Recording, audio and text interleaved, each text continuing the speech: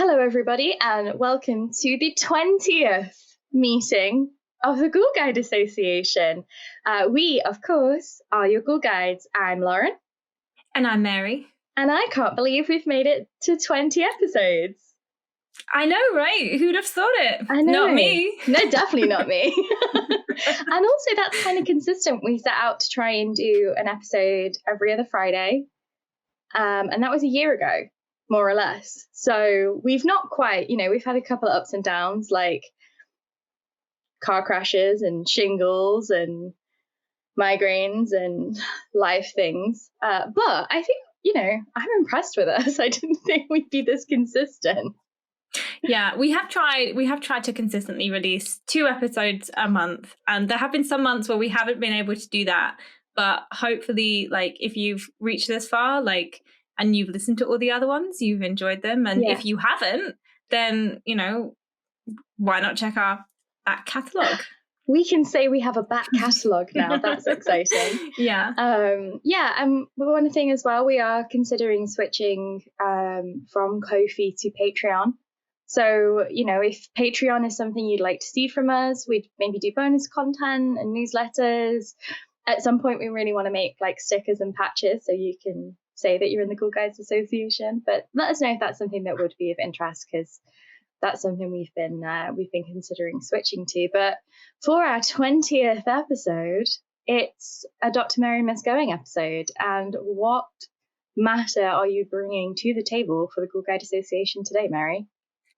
So today I thought we'd keep it light and talk about Dibbuks, which if you can't sense the irony in my tone, it's not entirely like a light subject, but I think, for a podcast that looks at Gothic and horror and things related to that, spooky things, I think it's going to be interesting. Yeah, definitely. And actually, somebody, a kind listener, left us a comment on Spotify, because if you are listening on Spotify, there is an option, there's a Q&A, and you can leave us a comment or you can ask us a question. And one of our listeners said that they would really love to hear more about Jewish mysticism and Jewish folklore and how it intersects with the Gothic. And actually, we'd already planned this episode, but we thought, well, what brilliant timing. A listener Excellent has asked, timing. Mary has the research, we shall deliver. So let's talk about Dibbuks. Yes. So I will start with the caveat, which is I recently gave an academic paper at a conference on Dibbuks, but it was also focused on films. So this isn't going to touch on films, although we can, again, if you want more Dibbuk content, if you want bonus content, then let us know. But yeah, I wanted to start by just asking you, Lauren, what do you think a Dibbuk is? So I think I first became aware of them about 2 years ago when one went viral, because I think someone sold it on eBay. Somebody sold one, and the sort of folk tale around it being this super haunted box came up. And I remember not really, just thinking, that's another piece of rubbish. And it's just of course there's not a demon in this box, and not really thinking much of it from that. And then obviously mentioning it to you a little while later, at which point you explained to me that actually the pop culture Dibbuk and the real Dibbuk were 2 very different things. So I guess the TLDR of my answer would be, I know that it's a box of some description usually, or a container. I know that it's often kind of been misappropriated by horror, and I know that it has an important role to play in Jewish folklore and mysticism. Okay, that's great. So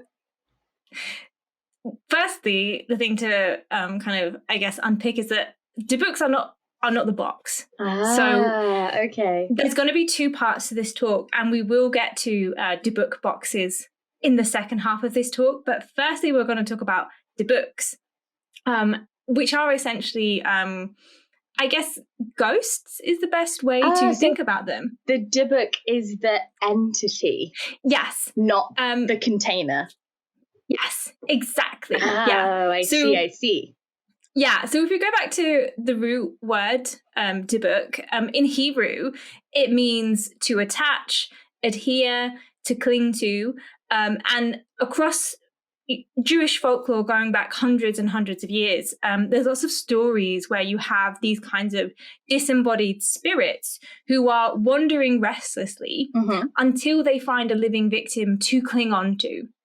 So it's not just your average ghost, it's specifically a ghost that is seeking somebody to possess. So I guess if you're thinking about boxes and vessels, there's something in that, but it's more that the Dibbuk is a kind of spirit, a ghost that is searching for a kind of human host. Yeah.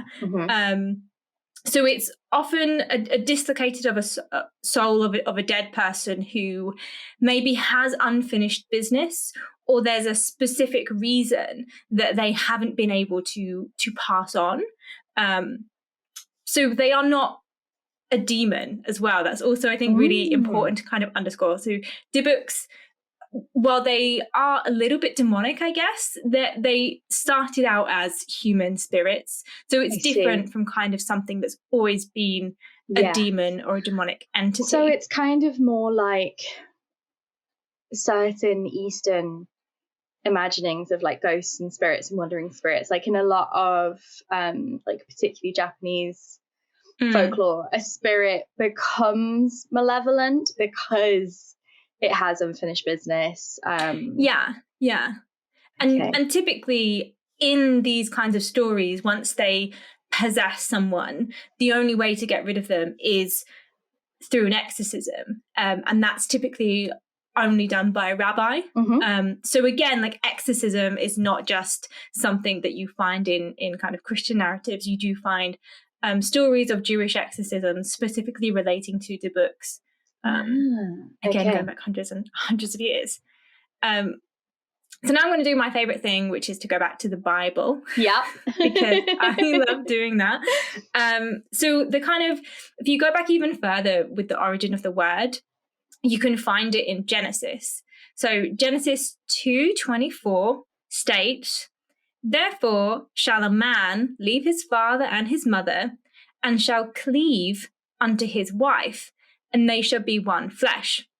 So the Hebrew word cleave, also known as vadavak, which is where Dibbuk comes from, means to join, to cling to, and to keep close, which is where this idea of like Dibbuk attachments kind of comes from. Yeah. But in this context, it refers to the union of two people through marriage, where they become one flesh. So two souls united in one body. So yeah, if you think about like Dibbuk possession, where you have a soul inhabiting a body where there's already another soul here, you can see there's a lot of overlap here. Yeah. And I think it's also important to consider the gender dynamics here, which, as we'll discuss, come to play in kind of Dibbuk stories. So, you know, it's often a man possessing his new wife and subsuming that woman into his flesh.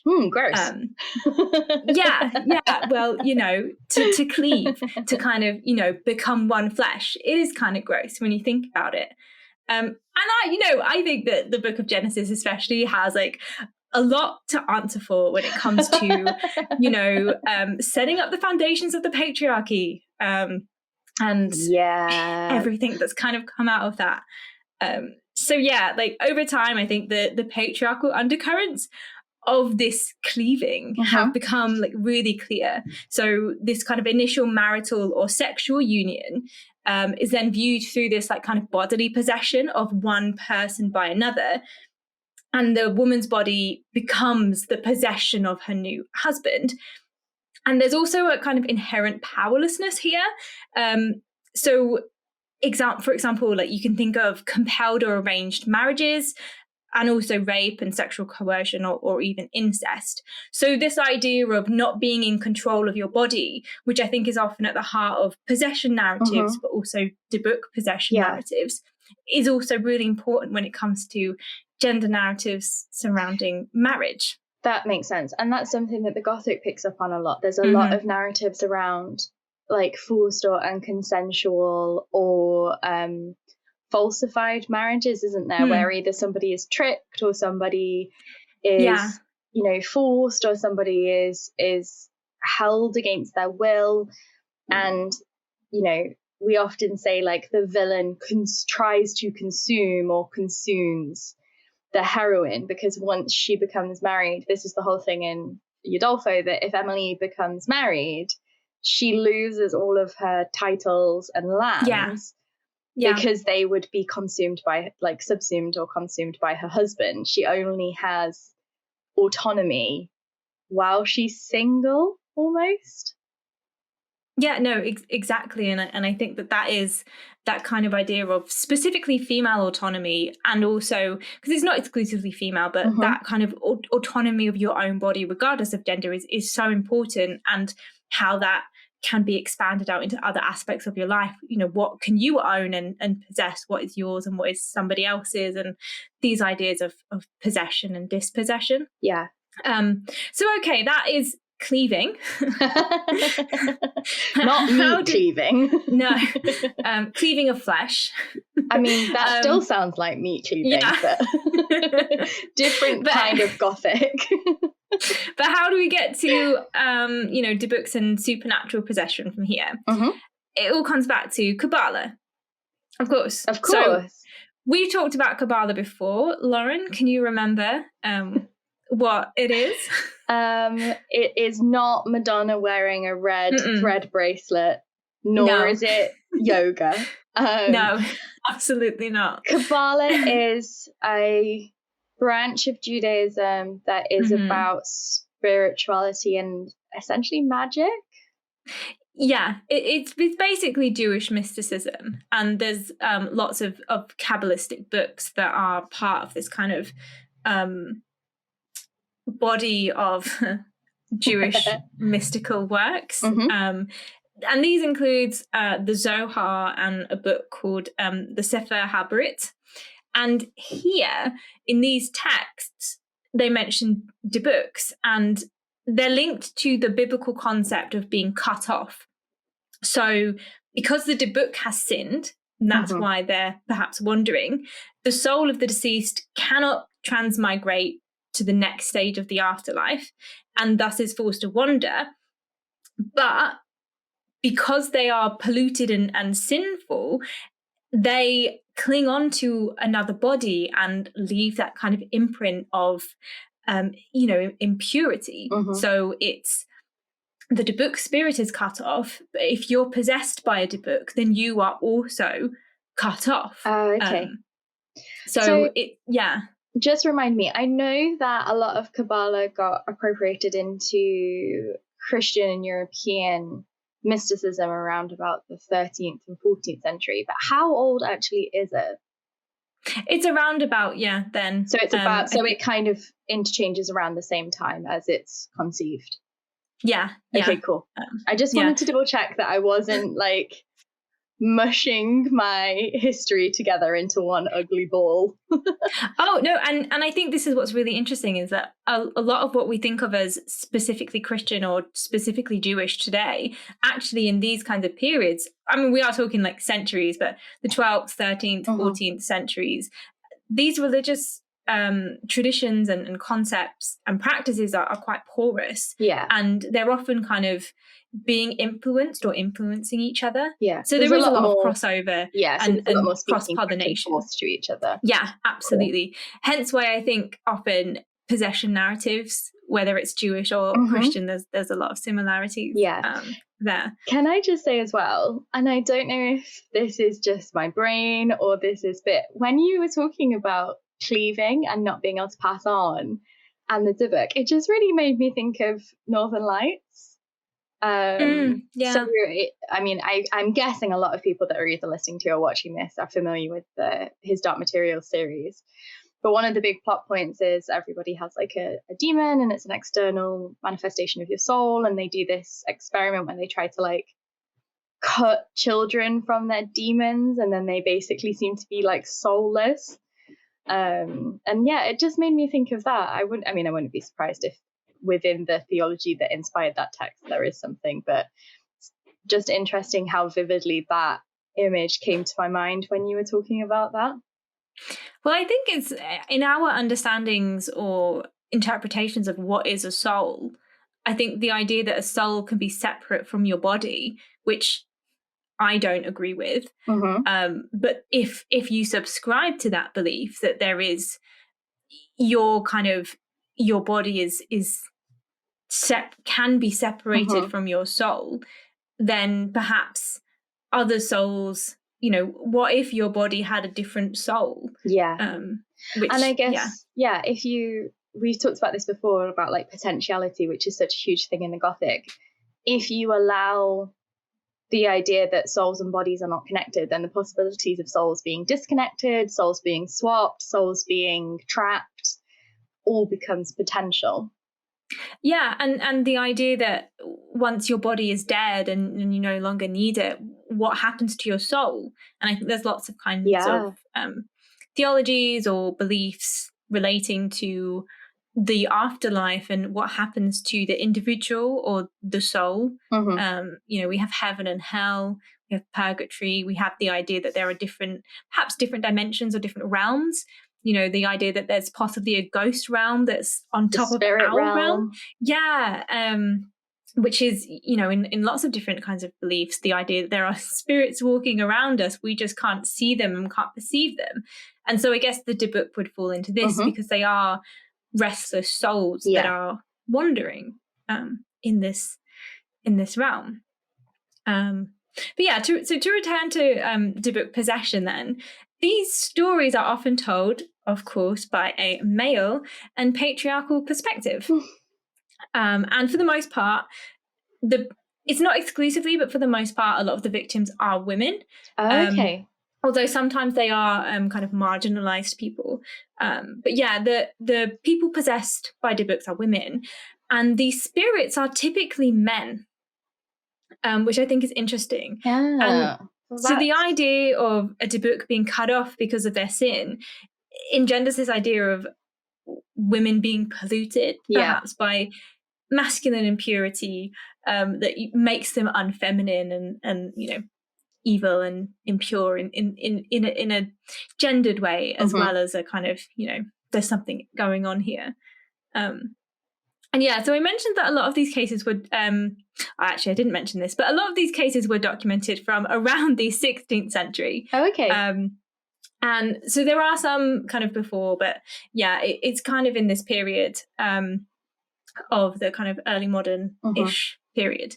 And if, for all those history buffs out there, you'll notice it's right at the peak of the European witch trials. Yeah. Which happened across the 15th, 16th, and 17th centuries. So yeah, your question about like, were these like kind of stories like influenced by Christianity? It's like 100%. You have like at the same time in Christian communities the kind of persecution of not exclusively women, but a lot of them were a lot of witches that were persecuted, especially in England, were women. Yeah.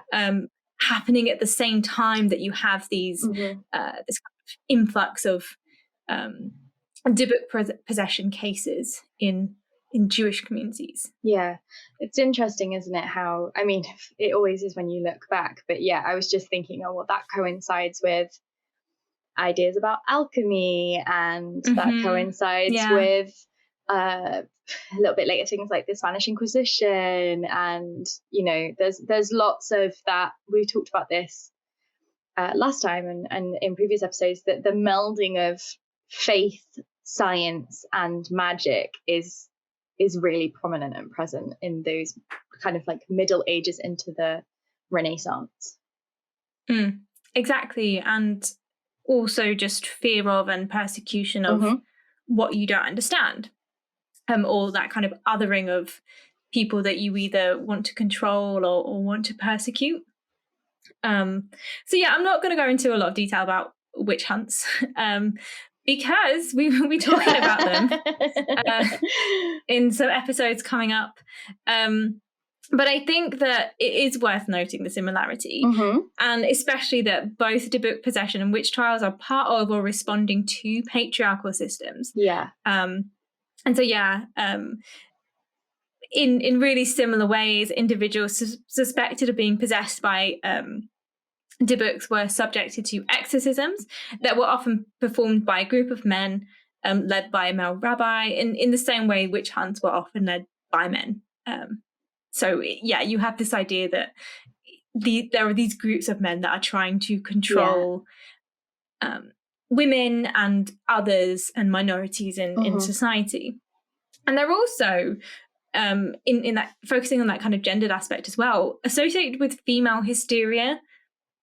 So this is basically where the emotional excess of women is medicalized or viewed with us, as a specific kind of female madness. Yeah. So there was aspects of kind of hysteria related to witches and witch hunts and witch trials. And in the same way, there is this idea of female hysteria that is often connected to cases of Dibbuk possession.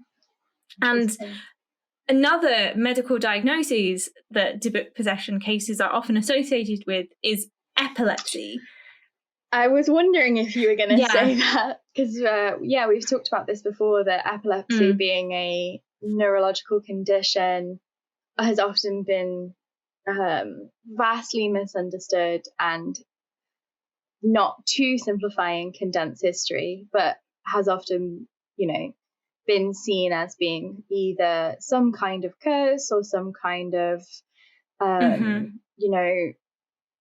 religious, I don't want to say just curses, because I think there are cases where epilepsy has been seen as like, oh, this person's an oracle, or this person's communing with God, but it's often been understood through supernatural, mystical, and religious terms. Absolutely. I think obviously we have to be careful with historical narratives, but there does come a time when you look at the kind of the symptoms of epilepsy and in particular like epileptic fits, and then you look at what's being described and you say, well, these are very, very similar to the point of maybe they're the same thing. We don't want to be those people that go, in the olden times everybody thought that epilepsy was this thing. And it also doesn't mean that every case was someone who was epileptic. But I think there is a lot of overlap here. So Rachel Elliott has written a lot about this, and she writes that eyewitness accounts often portrayed it as threatening and frightening. So this is the actual possession itself, and she connects it with epilepsy, which was also known as the falling sickness. So in a lot of Dibbuk kind of cases and depictions, there's this idea of the physicality of the body, where the back will be arched, or there will be quite pronounced physical movements. And there's also connections with other kinds of mental illness and kind of madness. And I think that, again, thinking about that kind of that conversation, that open kind of conversation and cross-pollination between different religious traditions, I think there is this kind of sense that in other traditions like Christianity, epileptic fits and other kinds of, medical kind of experiences were often read, and to some extent still continue to be read through a supernatural lens. I think that there's loads of cases even now of supposed possessions that have happened, where if you look at the kind of medical criteria for some kind of fit, specifically epilepsy, but not always, then it just matches with. Well, the other thing as well is things like, obviously schizophrenia is a very complex disorder and unfortunately has been very misunderstood and misused by the Gothic and by horror. Fully acknowledge that fact. But one of the most common things in a psychological break or in a schizophrenic episode is the delusion of grandeur. And the delusion of grandeur is so often, I have seen God, I have spoken to God, I've seen Jesus, I've spoken to Jesus, I think I'm the second coming of Christ, or I've had some kind of religious epiphany. And, whatever faith that person is, or sometimes not a faith at all, because we live in a very, religious society, and a religiously aware society, there is this common, thing that happens where that delusion of grandeur is not, I'm the richest man in the world, but I've touched the hand of God and I have the divine knowledge.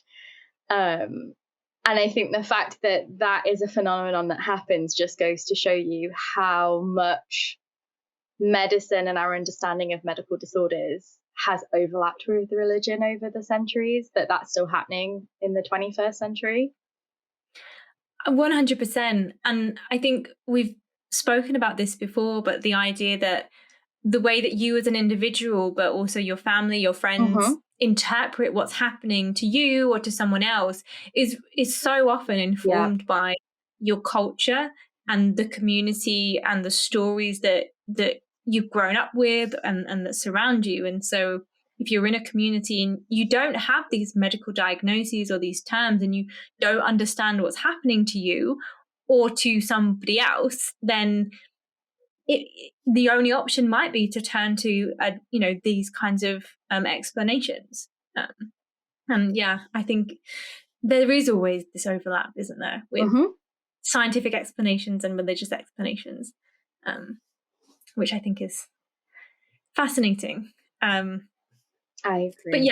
But so obviously not all of Dibbuk cases were necessarily epileptic fix. And I think that there is also the idea that, or the option, the possibility that being possessed by a Dibbuk could also be liberating. Yeah. Because it basically allows women and other individuals who are on the margins of society to escape from societal conventions and the expectations that come with that. So, for example, if you are in a patriarchal society that says you are going to marry this man, what better way to get out of that than to pretend that you are possessed by a Dibbuk? Have we not all at one point thought, what if I was the weird lady that lived in the cottage at the edge of the woods and all the kids said that I was a witch? And it would be very freeing. The other thing as well is, if I am living in a patriarchal society that doesn't value women's voices and I can't speak, what better way to get my voice out than to be possessed by a male spirit that can speak for me? We kind of touched on this when we talked about choreomania. Like, one of the big theories behind choreomania is that subconsciously or consciously, if you see a bunch of people out in the street just moving their bodies wildly, there's a certain freedom to that is very tempting, whether or not you participate willingly or you are compelled to participate in a very rigid society and a society where there's a lot of fear and unknown. Not to buy into that, like, the Dark Ages were dark concept, but that's kind of the idea of why choreomania was such a thing in that period. That, I can't say that if I was having a really hard day and I saw a bunch of people just flaming wildly in the street, that I would have think, no, that's not for me. Yeah, and I think this is the thing. Obviously, we're speaking from a historical point where we can only go with what we have. We can't speak to the people directly. We can't take them in and get them medically examined or observed or diagnosed. So it's one of these things. Is it epilepsy? Is it somebody like pretending, or is it another kind of illness, or is it actually Dibbuk possession? Like, we'll never know. But what we do know is that exercising a Dibbuk necessarily entailed a return to and a reinforcement of patriarchal social structures. So even if that's not the case in these historical cases, I think that is something to take from these stories and how they have kind of entered into literature, and also other aspects of folklore and horror films, in that there is this kind of patriarchal reinforcement through the exorcism. So basically what I'm saying is that on the one hand, Dibbuk possessions are bad because it stops patriarchal order, it pollutes bodies, and it makes controlling people who are possessed more difficult. So, we don't want Dibbuk possessions because, they're horrible and they're bad for women and disruptive. But on the other hand, Dibbuk possession is potentially a way to escape from patriarchal control. And so successful Dibbuk exorcisms are themselves bad because it returns the victim back into the control of men. So it's kind of that age-old feminist proverb of you're fucked if you do and you're fucked if you don't. Yeah, pretty much. So yeah, that is Dibbuk possession in history. And yeah, as you mentioned at the start, there is a more recent phenomena that I want to talk about. So you've kind of let the Dibbuk out the box. But yeah, we're going to talk about Dibbuk boxes because, as you will have noticed, there was no mention of boxes in the history. It is your kind of bog standard. If you want to distill it into a kind of set structure, it is a woman who gets possessed by a male spirit.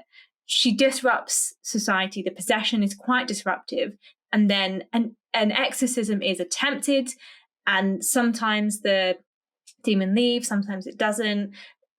There's lots of different examples of this, but that is essentially historical Dibbuk possession.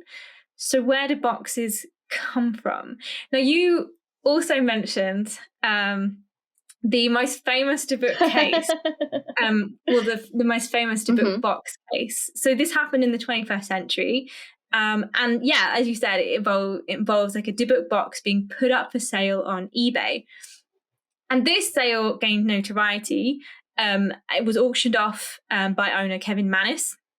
And many online outlets ran stories on this box. And what I want to do is, so I found one of the stories from the time that this kind of eBay story went up. So it went up in 2003, I think, but it was still up there in 2004. And I found this story that was from the time period. So what I want to do is just kind of read through one of the quotes. The time period, Mary, 2004 was yesterday. We're very young. I know. It was basically 20 years ago. No, so it's ancient history. Rejected. But yeah, I'll link the story below because I'm not going to read all of it. But the title, if you want to search for it, is A Box Full of Bad Luck. Haunted Wine Cabinet Goes to the Highest Bidder. And it was published on forward.com in 2004. So let's get ready for Dibbuk story time. Yeah. Yay! I love it when Mary reads me stories. So, and again, set yourselves back to 2004. I'm trying to think of what. If you can. 2004. Bad haircuts. Bad haircuts. Fashion. The early stages of emo. Lots of studded belts. The internet was also quite a recent thing. Yeah, we were still... obviously, it had been around for, I don't even know when it was invented. 10-ish years. But I think this was still the time when not everyone had computers in their homes. Yeah. That is the kind of, backwater It's probably, world that we were living in. I think that's when we got broadband. Yeah. What is broadband? Again, you used to access the internet via dial-up, and you could only either have your phone or the internet. Yeah. Oh. It was horrible.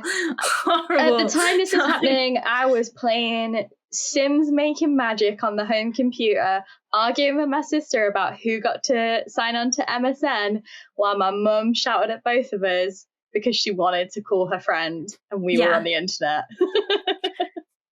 So, okay, hopefully that has set the scene for you. And, if you can remember that period like us, great. And if not, just imagine worse time. If you're listening to this and happen to be a baby, because if you can't remember 2003, you must be an infant. Okay. So, to quote, earlier this week, a small wooden wine cabinet with the Shema, the Hebrew prayer, carved on the inside, was auctioned off on eBay. The cabinet might have looked like hundreds of other pieces of furniture sold via the internet if it didn't come with an ominous history of bad luck attached.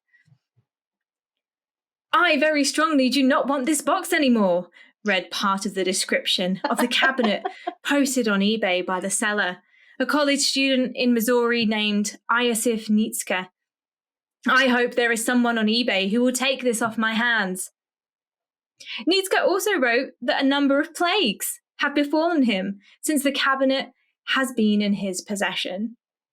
So for starters, Nitska blames the box for sleeping problems, car trouble, and light bulbs burning out throughout his home. Then there are more unusual issues. I've started seeing things, sort of like large, vertical, dark blurs in my peripheral vision, Nitska wrote. I smell something like juniper bushes or stingy ammonia in my garage often, and I have no idea what from. Most disturbingly, last Tuesday, my hair began to fall out. His item description continues. Today, Friday, it's about half gone. I'm in my early 20s, and I just got a clean blood test back from the doctors. Maybe it's stress-related. I don't know. Maybe it's like freaking carbon dioxide poisoning. Nitska Nitska is not the cabinet's first owner to believe that bad luck is attached to it. According to the story that he placed on eBay, the cabinet was originally the property of a Polish Holocaust survivor who escaped to Spain and brought it there sometime during or soon after the end of World War II. The box was sold at auction to a Portland resident after the survivor died in 2001. When the buyer, who owned a furniture furnishing business, was about to take the cabinet home, the granddaughter of the recently deceased survivor said, I see you got the Dibbuk box. She told him that the Dibbuk box had been kept in the survivor's sewing room and never opened. When referring to the cabinet, the survivor would spit 3 times and say that a Dibbuk, an evil spirit from Jewish folklore, lived inside. So, this is the internet legend of the Dibbuk box. It is based on a real posting on eBay, and obviously it's not there anymore, but that someone has preserved like the original thing. So I will link to it below because it is a fascinating read.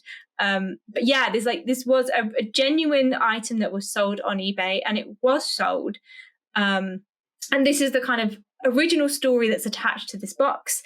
And since then, it's been sold to several other people, and each of them have kind of talked about their experiences and hauntings of it. Is this the same one that's now in the Haunted Museum? It is. If you are talking about what is his name? Our least favourite ghost hunter, Zach Baggins. Zach Baggins Haunted Museum, yes. Check out our dark tourism episode. Of Ghost Adventures fame, yes. It is. I think it is the same one. It's the same one. Because this box from this eBay sale is legendary. It has its own history, and people have traced it. And I think so it was this box that inspired the 2012 horror film The Possession. Yeah. It is inspired by this eBay listing and this real genuine box. I have the DVD, and as part of the DVD you get a kind of short documentary about the Dybbuk box that inspired the film. And one of the owners talked about how he went to great lengths to basically make another box that he could put the Dybbuk box in. A box in a box in a box. Yeah. The box it was coated and it was blessed, and there was all these kinds of things. But you also notice there that each of the owners kind of talk about how there's stuff that happens to them. So even without opening the box, because as you would imagine, opening the box, what is inside the Dybbuk box, obviously it's a Dybbuk, and opening the box will release the Dybbuk and bad things will happen. But even if you don't open it, there's still all this bad stuff that happens. So I think there was one person who was like, my mum just kept getting sicker and sicker and sicker and sicker until I eventually had to get rid of the box. That's the one that I remember. Yeah. And there's, my hair's falling out. There's lots of kind of, the box there's is all these probably weird coated in lead. Well, this is the thing. Like it's interesting because it's not that much different from a wine box. Well, it is a wine box, isn't it? It is a wine box, yeah. It's a wine box that has been repurposed. Yeah. So is this the only Dibbuk box, or are there other instances of Dibbuks supposedly being trapped in containers? Well, so before I answer that question, I just, what do you think about this idea of a box and the box like itself being spooky and haunted and this kind of stuff? I mean, speaking purely as a Gothicist, this is a recognized trope. From horror and fantasy, this concept of a malignant spirit, and the way that you contain and control the malignant spirit is by trapping in something. Usually it's a gem or amber or, something that has certain qualities, but, you do have things like the Ark of the Covenant. And, like if you imagine it like it is in Indiana Jones, the Ark of the Covenant is inside the big guilt box, and then obviously in Indiana Jones they open it and all of the spirits come out, and spoiler alert, everybody dies apart from Indy and Marion. So to me it's logical in a cultural sense, because there is this cultural concept that we've all kind of accepted, that a wandering soul, a malevolent spirit, an evil entity can be bound and trapped to an item. And we have it in everything from Ginny being in, bottles to, things being under a tablet, or that, things like keystones and lodestones being used to trap something or steal something. And so from that respect, it's like, yeah, perfectly natural. But from like an idea of, I guess, the concept of the Dibbuk as you've just explained it to me, I don't know whether or not it tracks. I'm really glad, because if I told you that, well, I think you're right. There's lots of kind of instances, both in terms of the box, but also in terms of like trapping as an entity in a box. There's lots of, like you say, like Jinn that can get, the idea of the genie in the bottle.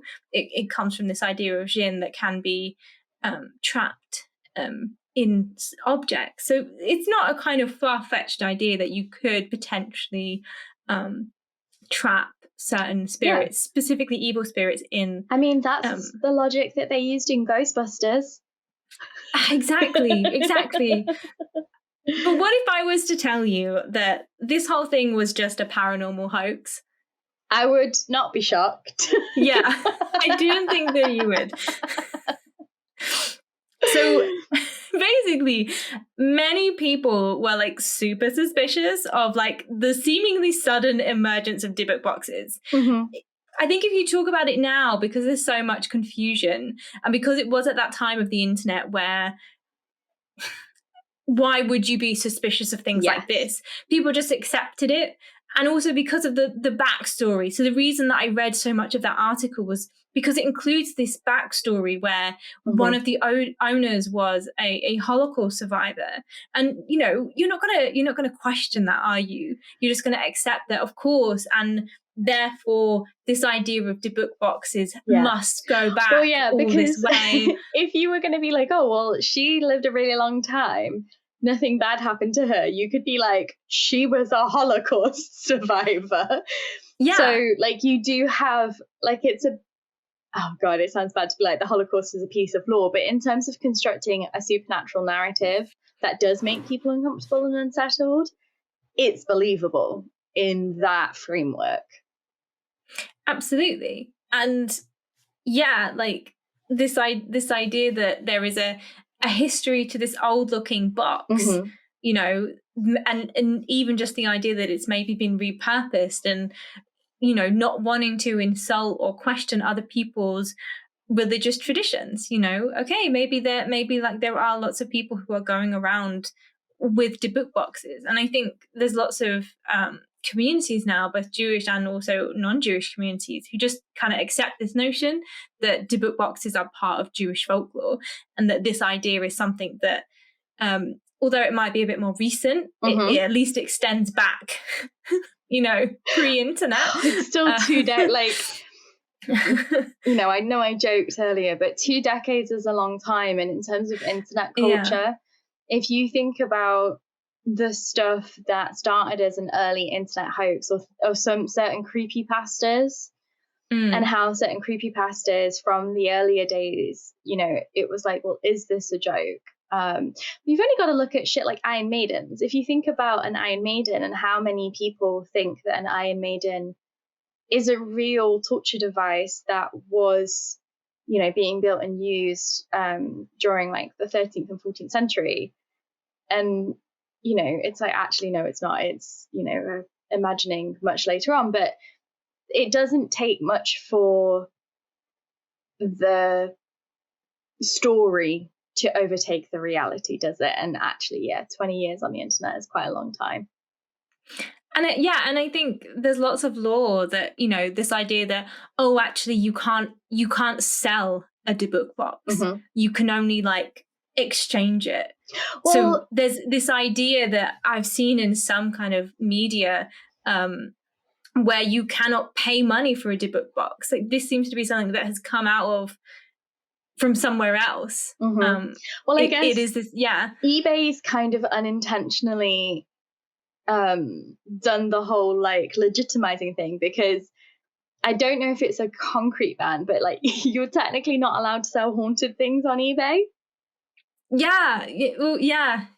Like, how do you get around selling a haunted? You can't wine box. And I think it's technically because I think technically the reason that eBay say you can't sell haunted things is because it's like false advertising. You can't prove that something is haunted, but by being like, oh, you now can't sell these things on eBay because they're supposedly haunted, it then adds a legitimacy, even if actually it's a very mundane reason, and that is that somebody could turn around and say, this isn't haunted.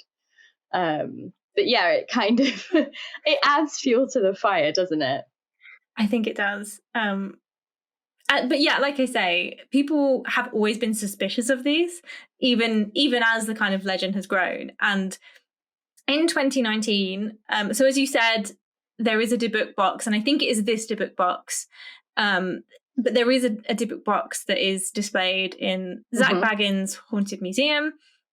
And in 2019, an investigator went to this museum and he wanted to look at and investigate this box. And he concluded that, no, it's not a haunted box, and it's not even a Jewish wine cabinet, but instead it's just basically a repurposed minibar from New York.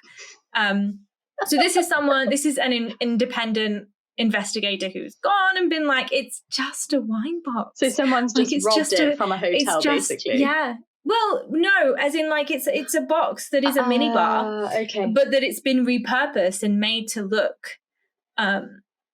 So it's been kind of, you know, constructed to, and there's lots of things. If you read like the kind of eBay listing or other kinds of descriptions of the box, there's lots of things that were supposedly found in there organically in the box, like hair and stones and different things. But it was essentially just a repurposed wooden. So it was minibar. Kind of using like curse tablets and witch boxes and poppets and you know, like there's so much lore around things like mysticism and witchcraft, which we will talk about in our upcoming episodes. Yes. That I guess, if you believe in esotericism, if you believe in mysticism, it kind of makes sense.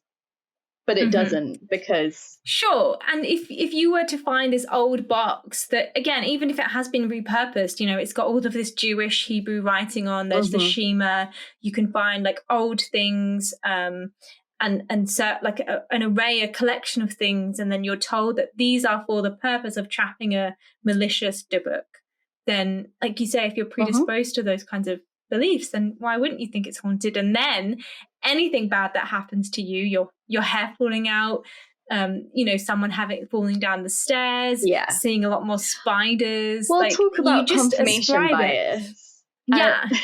We've talked about this before, haven't we? Like, even the most skeptical of people will usually start to suspect they're being haunted if they have to live in a haunted house for a certain period of time. Yeah. Because you subconsciously start to be like... And it's the power of suggestion. It's the power of suggestion. And we as a species love to make narratives and love to connect dots. Yeah. Even when there's no pattern. Even when you haven't connected shit. Which, okay, yeah. So this brings me to 2021. Now, I think you are going to enjoy this. Amazing. The original man behind the eBay listing. So that was Kevin Mannis. He did an interview. Wait, I thought his name was Nixon. No, that's one of the other owners. That's one of the other owners. Okay. Yeah. Anyway, the original man behind the eBay sale did an interview with inverse.com. And again, I'm going to link this in the descriptions. Yeah. And he revealed that it was actually a hoax. So he said, I am a creative writer. The Dibbuk box is a story that I created. And the Dibbuk box story has done exactly what I intended it to do when I posted it 20 years ago, which is to become an interactive horror story in real time. So it's a creepypasta. Essentially, yeah. And what I think is really fascinating is that when the original eBay listing went up, he created this whole backstory with all of these different owners and this Holocaust survivor, which all of it made up. And he also created this box. But he kept going back every now and then to the eBay listing to add things. So I'll just see if I can. I meant to download this stuff, but I'll just find it now. So one of the things that he added, so he added the following information on the 14th of June in 2003. So again, it was posted in 2003, but there were lots of kind of stories in the 2003 and 2004 period. So he wrote, again, as a creative writer, here's another update for everyone following the listing. No, I will not circumvent or make any deals outside of eBay, even for more money than the final auction price. That was in capitals, with 3 exclamation points. If you want to win the auction and have the kind of money some of you are offering, there shouldn't be any reason why you cannot simply place your bid in an honest fashion. I'm sure you can understand why I might be suspicious. Also, for those of you wanting to know if I'm still experiencing anything out of the ordinary, I thought everything was going okay until I got home on Friday, the 13th of June, and found that the fish in my freshwater aquarium, 10, were dead. I'm still hoping that all of this is coincidental crap. Because, of course, a Jewish spirit would cause shit on Friday the 13th. I love it. That's brilliant. I think that it's great. I think that it's great. And I love the fact that he has also come out and just said that it is fake. Because I think it also makes it so much more Gothic. Yeah. And obviously it was already quite Gothic. And it's inspired many horror films based on this specific box. But I just think the fact that it is, he's been sitting on his own, laughing at everyone for the past 20 years. I also love is his commitment to the hustle as well as the story, because being like, all you people offering me thousands and thousands of dollars when he sat there at home probably with like 3 bits. You know who would approve of this? Horace Walpole. He would be my good man, fantastisch. That's really interesting, and because I think this is roughly around the same time where things like AR games started to become popular. And I know I mentioned creepypasta, but so AR games, I think it's augmented reality, is where people would create a website and then advert, and it was basically like a solve the mystery. It wasn't a game as in you play a character. It was a game as in you read the story, you followed the clues, you tried to figure it out, you tried to spot things. There was no well done, you've won the game, but people took a lot of these games seriously, like the Ong's Hat AR game. People took that seriously and were like, this is true because I found all this shit on the internet. And I love that because that's happened so many times in the Gothic. People create, we'll have to do more of these, like the Giant and things like that, particularly in the 19th century. So many people created hoaxes just to kind of see what would happen and how people would respond to it. And I love that you brought it all the way back to our dear old friend Horace Walpole, who he wrote this weird Gothic novel and published it under a pseudonym, but also created this weird preface where he invented someone who had found this text, and he had this whole backstory that he'd also invented. And I think, yes, he would appreciate the hustle of the Dibbuk box, because he was so excited at how well his book was doing that he was like, yes, it was me. Hello. Did you know? It was, Strawberry Hill itself, for those of you not familiar, Horace Walpole's house is full of antiquities, but a lot of them, it's is that James II's glove? Well, or are you lying?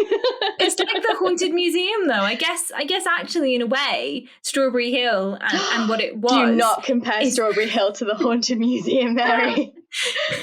How could you? Horace Walpole's Strawberry Hill was a lot of nudge, nudge, wink, wink, and I sure, but let's put a pin in that and maybe come back to that another time. But undeniably, same vibes. Same vibes. Welcome to my spooky house, and here's all my spooky shit. Now give me your money. Now give me your money, and let me take you on a private tour around my house. And I guess the celebrity aspect, but I think that's brilliant. I knew you'd like it. I that. Because I as well, when I started researching it, Dybbuk boxes, I was like, I wonder how far back they go, and I was like, I can't find anything before the 21st century, and then I found this interview that he did, and I was like, oh, this makes so much more sense. Oh, we're older than Dybbuk boxes. Yeah. Not Dibbuk, though. That's depressing. Yeah, a little bit. If you were okay, not to be super dark, if tomorrow you and I were in a terrible accident and we came back as Dibbuks, oh gosh, what would be our unfinished business? What would be, if we were malevolent spirits, what would be, who would we haunt? What would be our thing? What would yours be? Well, I've just adopted a really cute demonic little black cat, and I would be devastated that I had died and couldn't hang out with my cat. So I would probably possess someone who would probably, I don't know, maybe Craig, so that I could hang out with my cat. That's great. See, I was gonna go for I'd just fuck up number 10 and mess with, but actually, that's too much effort. That's too much effort. I would probably be really sad that I couldn't have Boba anymore or something. And I'd probably just possess some poor uni student, and they'll be like, oh my God, this fucking spirit keeps using all my money buying snacks. Yeah, I probably wouldn't be that malevolent, actually. I'm very angry in life, so I'd probably just be like, oh, fuck this then. Also, you and I would be like, shit, we were wrong. We wouldn't haunt. Here's the thing, we wouldn't haunt anybody. We would be like, fuck. No one can know that we were wrong. Our reputations would be ruined. So we just evidence of our spiritual restlessness. Well, on that note, yeah, great. If you have enjoyed this episode and have any fun Dybbuk stories of yourself or any kind of films or books that you've enjoyed, then let us know. If there's anyone that you think you would like to haunt, then let us know that. We will be taking a little bit of a break because we by the time this comes out, this will come out Friday and we'll go to Dundee the following week. So the Ghoul Guides are heading up to Dundee for the Gothic Women Conference. And then I am finally taking a week's holiday. So we'll have a little bit of a break and then we'll be back with a 4-part series all about the history of witchcraft. So let us know if there's anything you would like us to touch on in that series. We've kind of sketched them out, but it's always cool to know what people want. But also, if you've got any ideas for future episodes that you would like us to do after those witchcraft episodes, or anything you'd like us to revisit, or if if you're like, oh my God, I'd love a Patreon, I want to be in the Ghoul Guides Association, or you want to write to us and, give us a more sketched out thing so we can plan an episode, you can comment on the Spotify, comment on YouTube, you can comment on Instagram, and you can send us an email at ghoulguides666@gmail.com, or you can find us on Ouija boards. Sometimes the connection's not great, so, just make sure you've got the right, the good quality candles, and the message should get to us. But in the meantime, stay safe and stay spooky, everybody. Stay safe and stay spooky.